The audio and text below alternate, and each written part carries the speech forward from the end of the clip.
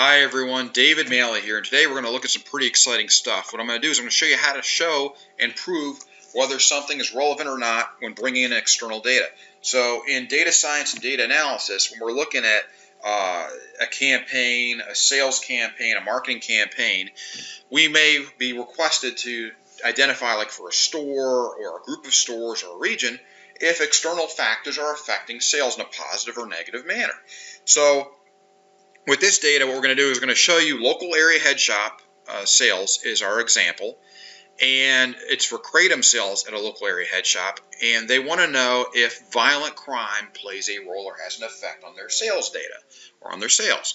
So if we look here, this is what we're going to end up in the end is this graph with violent crime and total sales. And what we're going to do is let's get started in this, and we're going to see whether it is. We're going to work through this like a real data science task would come across. And the reason being is I just had one of these recently. So look at this. Our problem is client wants to know, I have it written right here. Client wants to know if the area crime stats would be a useful factor for predictions, etc.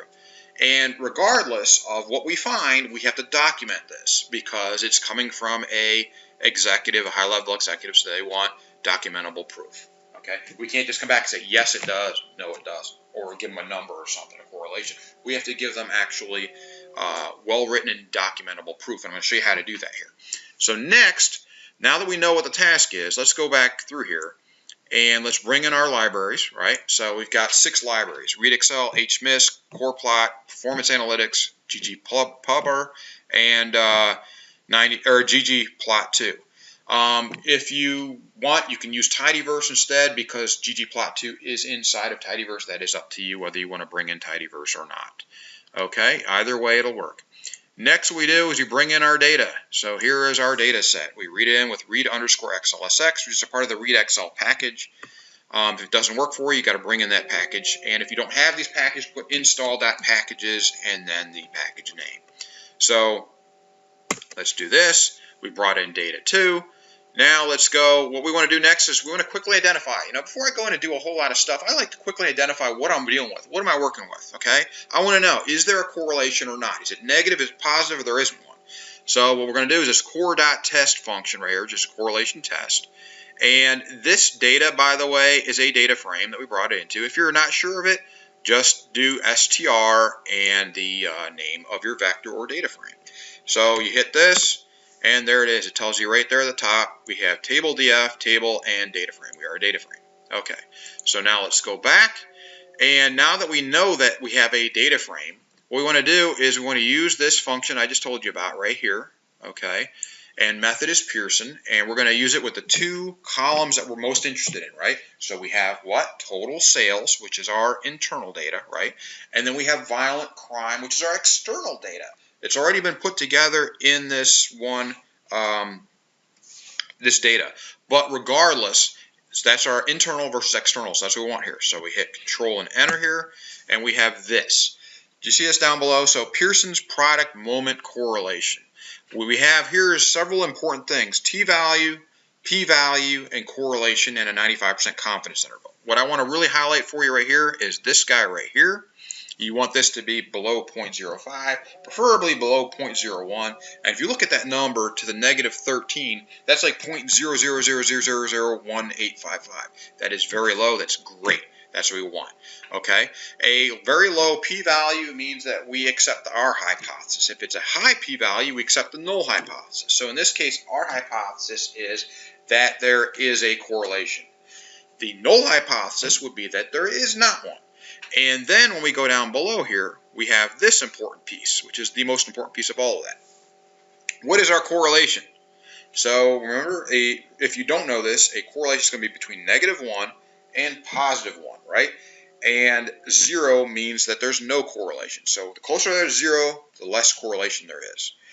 The closer it is to -1, the greater the negative correlation. The closer it is to +1, the greater the positive correlation. So if you have a positive correlation like we do here that's close to a +1, that's a high positive correlation. That means that as the one goes up, the other one goes up. So, and by an almost equal amount. So total sales is our one field, right? And violent crime is the other, as I showed you up here. So as total sales goes up, violent crime goes up. Well, we don't affect that, but that's how this works. So, and the opposite way is to look at it is, the way you should be looking at it is, as violent crime, because that's the external factor, right? As violent crime goes up, our total sales goes up for this local head shop. That's the way you want to read that. Now, if it was a negative 0.78 down here, what that would mean is the opposite. So as violent crime, the external factor goes up, then total sales would go down. And if it were, the opposite, if violent crime went down, then total sales would go up. Okay, so now that we have determined we do have a correlation, we do have a good p-value, okay, let's go further. I want to know that before I go further, but now that we have that, let's go here. So next what we're going to do is we're going to run the core function, right? So this is going to, so we only have a correlation based on 2 columns right now, right? I want on all the columns. So what we're going to use is the core function. Remember, data 2 is our data frame, so it's the data frame, comma, use equals complete.observations, OBS, and method equals Kendall. So we're using the Kendall method here. Now watch, we hit enter, and there we go. If you do not see all of these rows across the columns, I'm sorry, and they'll wrap around. So if I brought this thing out and ran it this way, they would wrap around and be ugly.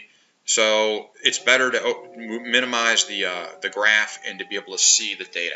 So now that we look at this, let's take a look real quick. We're looking at total sales, right? Here's total sales, right? And here's violent crime. We have a 0.549, which is basically a 50% positive correlation. That's awesome. Okay. We have a positive correlation of 0.629 with transactions and a positive correlation with units. Those are the main pieces we're looking at here. So as our sales goes up, or as violent crime goes up, our sales goes up. Okay. So now that we have that, we can also look at the covariance of this, called a non-Kendall method. And if we do this, it's a little bit ugly. Let's move this. It's got bigger numbers, so let's move this out. See how it wrapped around the last column? So let's run it again. There, that way you can see it. And so basically covariance is just another measure like correlation, but I would rather use the correlation, and it'll mean more to you to use that. The correlation is more meaningful.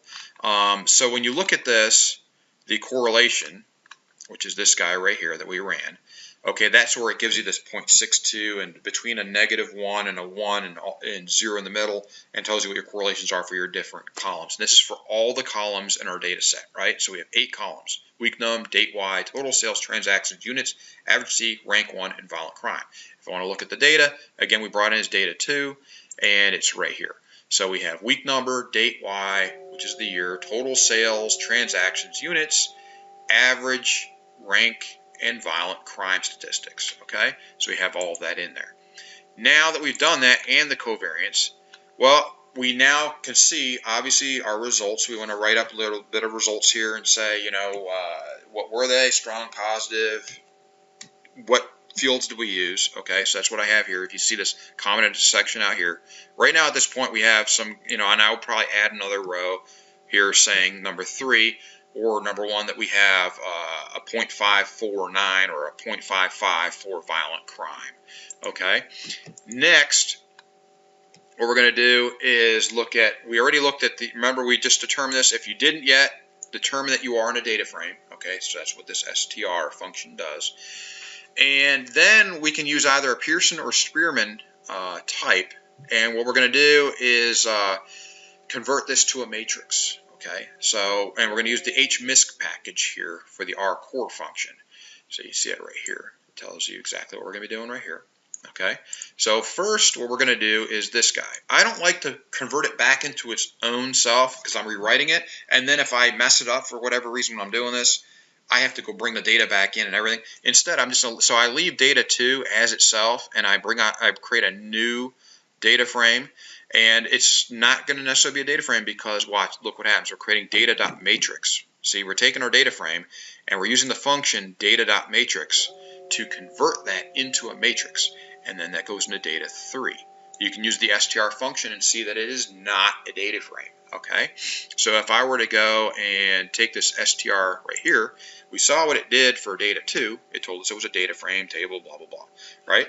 Let's put 3 in there. And you will see it won't say necessarily matrix, but it'll be an entirely different thing. So let's look at it. And there you go. Once you see this, num 1:59, 1 through 8, that tells you how many rows and how many columns, and that's a matrix. This right here, this tells you you have a matrix. Okay? So we know we have a matrix now in data 3. So next we want to do is, remember I said we're going to use RCore. RCore is from Hmisc. Okay? That's the library brought in above. So if we go right here, that's this row right here. And what this is going to do, using the Pearson method, it's going to give us more than just the correlations. It's also going to give us the p-values and the n, or the number of rows. We already know that, but we want the p-values. Now, earlier we saw the p-values for the 2 columns for total sales and violent crime, but we don't know what they are for anything else. Okay, we want to see them for everything. So that's what this function is going to do. So it's RCore, right? And it'll work as long as you've brought in the that library. So if you look, it's a little bit longer. So when I run it, here's our row where we ran it right here, right? And the first grouping right here is all of the rows and the correlations. But what we want to see down below, okay, so you remember when we looked at that, we had violent crime and total sales and all this. Now remember, they're going to be a little bit different than what we had earlier. It's a little bit higher because Pearson's a little bit different. It's just a different method. And so when you look at this first part here, this whole section right here is the correlations. But next, that same line gave us the number of observations, 59, right? We already know that. But it also gives us this, which we don't have yet for all of them, which is our p-values for all of them, okay? So we look at this, we want to see what our p-values are. Now, this is going to give me kind of the opposite. So when you were looking earlier at the correlations, remember we had a high correlation between total sales and violent crime. Now look, here's total sales, and here's violent crime, and we have a 0.00, which means it's a very low value, which is what we want. You want low values. The low values are what you want. They're more accurate. That's what you're looking for. Proves your hypothesis that there's a correlation, and a good correlation at that. Okay, that's what we're looking for. So all the things we're looking at would be total sales and transactions. See how all the ones we're looking at, transactions, total sales, units and transactions and total sales, all these are zeros. Why? Because they're very low, which is what we want for the p-value. Okay, so now that we have that, we can type up our results if we wanted to, and I'll show you how to do them right here. Okay, you have your, at this point, if you wanted to, you have your strong positive correlations. You know what the correlations numbers are, and then it just tells you a little bit about the results that we've got here. Okay, the p-values and what they are, and that they're all showing what we want to see. Next, we're going to go into plotting the correlation. So that's going to be in the next video. This is a 2-part series because I don't want to make it too long for you. But the next series, we're going to go and create some really cool graphs. I'm going to show you how to really show this to your requesters, the people that ask you to do this task, and to drive the point home that we have a strong correlation and why. And then there's going to be another part after this, another series where I'm going to do this in R Markdown, which makes it really cool and looks a whole lot better. So stay tuned. The next video is going to be on plotting the correlations. Thanks, and have a great day.